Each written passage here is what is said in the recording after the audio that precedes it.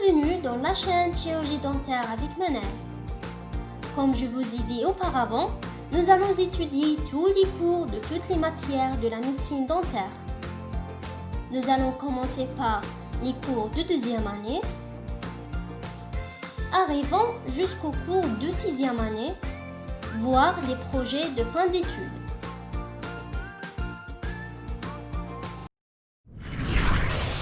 On se retrouve dans une nouvelle vidéo pour un nouveau cours qui est les caractères généraux des courants dentaires.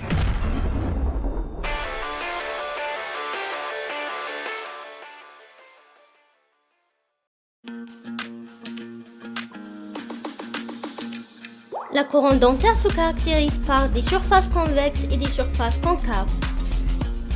Commençons par les surfaces convexes.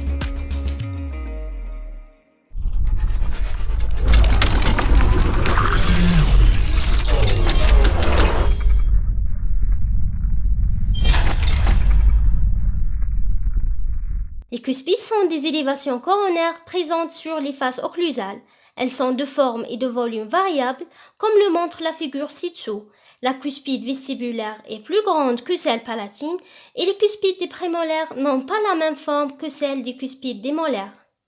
Elles permettent de distinguer les différentes classes des dents. L'incisif n'a pas de cuspide. La canine est disposée d'une seule cuspide. Les prémolaires sont bicuspidés au maxillaire et tricuspidés sur les deuxièmes prémolaires inférieurs, et les molaires supérieurs sont armés de 4 cuspides et 5 cuspides sur les molaires inférieurs. Chaque cuspide est divisée en deux versants par une crête mésiodistale, donnant un versant externe vestibulaire et lingual au palatin et un versant interne occlusal. Voilà une cuspide divisée par une crête mésiodistale, donnant un versant externe vestibulaire et un versant interne occlusal. Un autre exemple, cuspide divisée par crête mésiodistale, donnant un versant externe, cette fois lingual, et un versant interne occlusal. Et chaque versant est divisé en deux pans, par une crête vestibulolinguale. Prenons ce versant comme exemple. Voilà la crête vestibulolinguale, divisant ce versant en pan mésial et un autre distal. Les crêtes elles-mêmes sont composées d'une arête vestibulaire et arête linguale. Pour la crête vestibulolinguale et la crête mésiodistale, elle est composée d'une arête mésiale et autre distale. Le deuxième type des surfaces convexes est les tubercules, qui sont des élévations coronaires de forme et de volume variables présentes sur les faces autres que celles occlusales. On les trouve sur les premières molaires supérieures sous le nom de tubercules de Carabelli et sous le nom de cingulum sur les faces linguales ou palatines des incisifs et des canines. Maintenant, les crêtes marginales, elles font partie également des surfaces convexes. Elles sont présentes sur la face occlusale des dents cuspidées et sur la face linguale ou palatine des incisifs et des canines. Elles limitent en mésial et en distal la face occlusale et la face linguale ou palatine. Maintenant, les crêtes cuspidiennes, c'est un autre type de surface convexe. Elles sont présentes sur la face occlusale des dents cuspidées. Il y en a deux types, les crêtes mésiodistales et les crêtes vestibulolinguales. Commençons par les crêtes mésiodistales. Elles forment les limites vestibulaires de la face occlusale, ce qui est marqué en bleu, et les limites linguales de la face occlusale, ce qui est marqué en vert. Elles sont composées d'une arête mésiale, les traits en rouge, et d'une arête distale marquée par des traits jaunes. Maintenant, les crêtes vestibulolinguales, elles sont composées d'une arête vestibulaire, ces traits marqués en orange, et d'une autre arête linguale marquée en violet. Cette figure montre une vue occlusale d'une molaire sur laquelle on trouve une crête mésiodistale avec une arête mésiale et autre distale. On trouve aussi une arête externe et autre interne ou occlusale, en plus d'une arête marginale qui sépare deux pans, un médial et autre distal. Il y a également des crêtes occlusales qui sont formées par l'alignement des arêtes cuspidiennes internes. Elles sont transversales si elles relient une cuspide vestibulaire à une cuspide linguale et obliques si elles relient la cuspide mésio-palatine à la cuspide disto-vestibulaire des molaires maxillaires.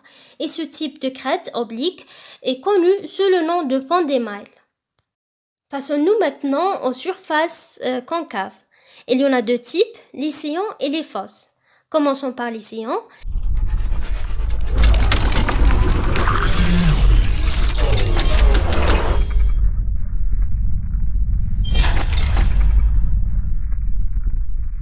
Il y a des sillons principaux et des autres accessoires.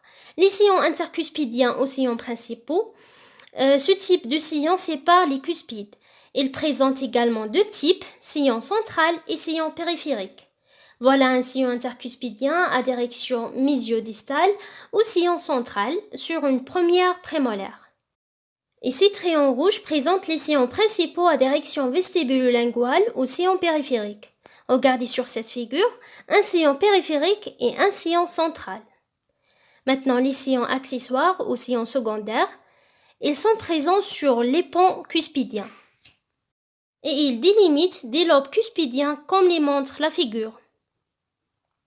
On passe au dernier élément qui est les fosses et les fossettes. Les fosses caractérisent les faces occlusales des dents et il y a des fosses centrales et des fosses marginales. Si elles résultent de l'intersection de deux sillons principaux, central et périphérique, ça donne une fosse centrale. Mais si elles résultent de l'intersection d'un sillon principal central avec une crête marginale, ça donne une fosse marginale. Maintenant, les fossettes.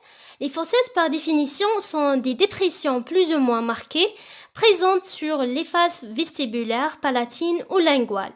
Cette fossette est sur la face palatine d'une première molaire maxillaire et celle-ci est sur la face palatine d'une incisive latérale.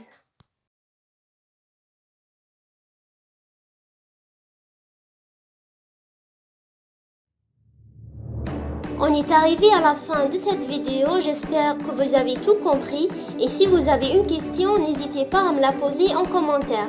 N'oubliez pas de vous abonner, de cliquer sur j'aime et surtout de partager la vidéo pour qu'elle arrive aux autres étudiants. Merci pour votre attention et à très bientôt.